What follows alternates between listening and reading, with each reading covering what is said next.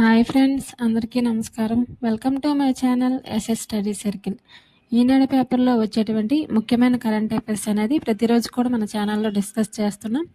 దానిలో భాగంగా 2026 జనవరి 8వ తారీఖు సంబంధించినటువంటి ముఖ్యమైన కరెంట్ అఫైర్స్ అయితే చూద్దాం. అందులో మొదటి అంశం వచ్చి గణతంత్ర వేడుకలు. అయితే దీని గురించి చూద్దాం.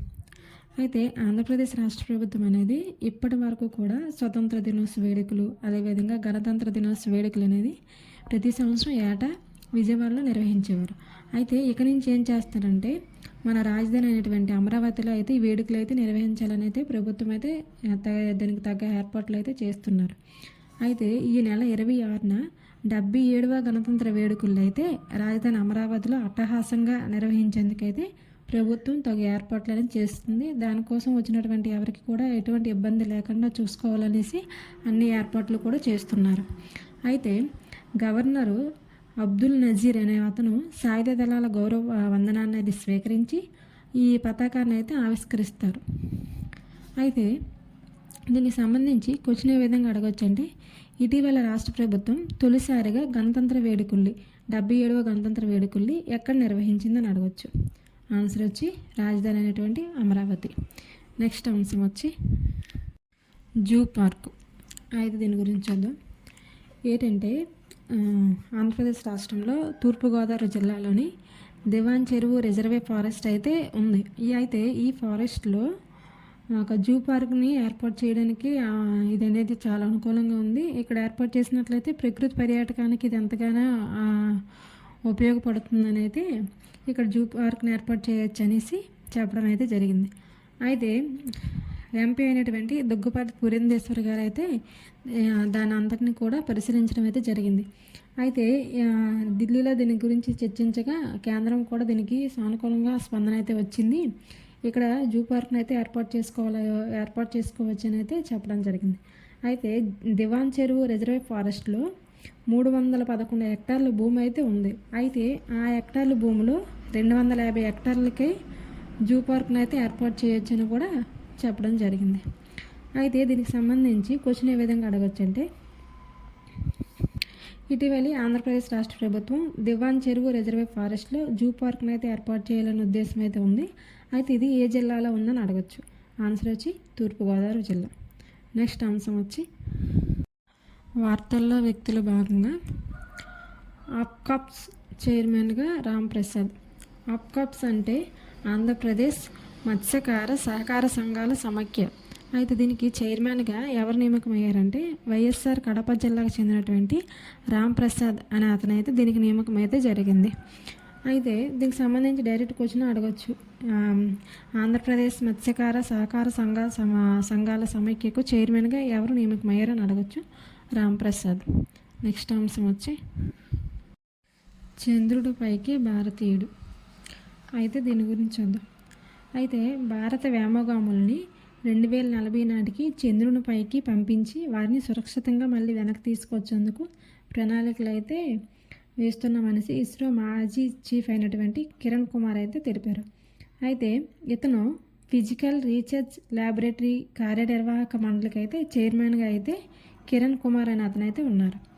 అయితే భారత్ అనేది 2026 నుంచి 2040 వరకు ఇస్రోకి సంబంధించినటువంటి చాలా ప్రయోగాలు అయితే చేపట్టనుంది. దానిలో భాగంగా 2040 నాటికి చంద్రునిపైకి భారతీయుడిని సురక్షితంగా పంపించి అదేవిధంగా సురక్షితంగా మళ్ళీ భూమిపైకి తీసుకొచ్చేందుకైతే అన్ని విధాలుగా వాళ్ళు ప్రయత్నిస్తున్నారనేసి అయితే చెప్పడం జరిగింది. అయితే దీనికి సంబంధించి క్వశ్చన్ ఏ విధంగా అడగచ్చు అంటే భారతదేశము చంద్రునిపైకి భారతీయులను ఏ సంవత్సరం కల్లా పంపించాలనే ఆలోచనలో ఉందనేసి అడగచ్చు. సంవత్సరం వచ్చి 2040కి.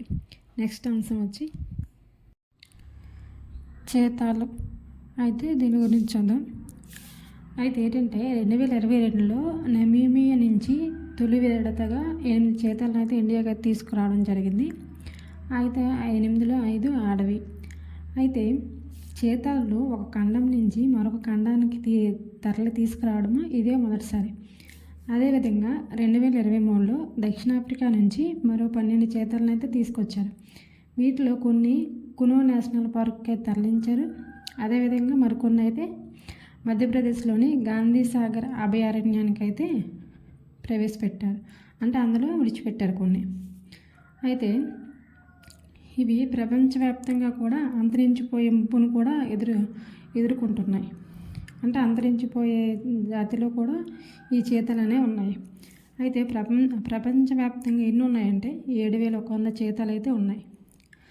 అయితే వీటిని international union for conservation of natural వీటిని ఏంటంటే రెడ్ లిస్ట్లో కూడా పేర్కొనడం జరిగింది. అయితే చీతాలు అనేవి ఎక్కువగా తూర్పు దక్షిణాఫ్రికా ప్రాంతాల్లోని సహారా ఎడారి దక్షిణ ప్రాంతాల్లోని చీతాలు అనేవి ఎక్కువగా కనిపిస్తున్నాయి. అదేవిధంగా ఉత్తరాఫ్రికా ఇరాన్లో కూడా కొద్ది సంఖ్యలో అయితే ఉన్నాయి. అయితే నమీబియాలోనైతే 2015 నాటికి 3,500 చీతాలు ఉన్నట్లయితే రికార్డు అయితే ఉంది. అయితే మొత్తానికి మొన్న నవంబర్ నాటికి చీతాల్లోనే వాటి సంఖ్య భారత్లో ఎన్ని అంటే 32. వీటిలో 16 చీతాలు భారత్లోనే జన్మించాయి. అయితే వీటిని ఏంటంటే ఈ ప్రాజెక్టులో భాగంగానే రాబోయే 5 ఏళ్లలో 50 చీతాలను అయితే ప్రవేశపెట్టాలనేసి ఒక ఆలోచనతో అయితే భారతదేశం అనేది ఉంది. భారతదేశం చేపట్టిన ప్రాజెక్ట్ చీత అనేది చాలా ముందుకైతే వెళ్తుంది. దీనిలో భాగంగానే మధ్యప్రదేశ్లోని కునో జాతీయ వనంలోని మూకి అనే చీత అయితే 5 కోనలకైతే జన్మనిచ్చింది అనేసి రాష్ట్ర ముఖ్యమంత్రి అయితే వెల్లడించడం జరిగింది. అయితే ప్రాజెక్టులో భాగంగా దక్షిణాఫ్రికా నుంచి తీసుకొచ్చిన చీతాలకు పుట్టిన ఈ మూకి భారతదేశంలోనే పుట్టింది. సంతానోత్పత్తి చేసిన మొదటి ఆడ చీతగా కూడా ఈ మూకి అనేది నిలిచింది. అయితే ఇది గొప్ప మైలురాయి మాత్రమే కాదు, చీతాలు భారతీయ పర్యావరణానికి అలవాటు పడుతున్నాయని కూడా ఒక బలమైన సంకేతం అయితే ఉంది అనేసి చెప్పడం అయితే జరిగింది. చూశారు కదా ఫ్రెండ్స్, 2026 జనవరి 8వ తారీఖు సంబంధించినటువంటి ముఖ్యమైన కరెంట్ అఫైర్స్ అయితే డిస్కస్ చేసాం. ఇదే విధంగా ప్రతిరోజు కూడా మన ఛానల్లో ఈనాడు పేపర్లో వచ్చేటువంటి ముఖ్యమైన కరెంట్ అఫైర్స్ అయితే డిస్కస్ చేస్తున్నాం. So please support my channel. మన ఛానల్ని సబ్స్క్రైబ్ చేయండి, అదేవిధంగా లైక్ చేయండి. మీ ఫ్రెండ్స్ ఎవరైనా ఉంటే వాళ్ళకి ఈ వీడియో అయితే షేర్ చేయండి. Thank you for watching my channel. Thank you.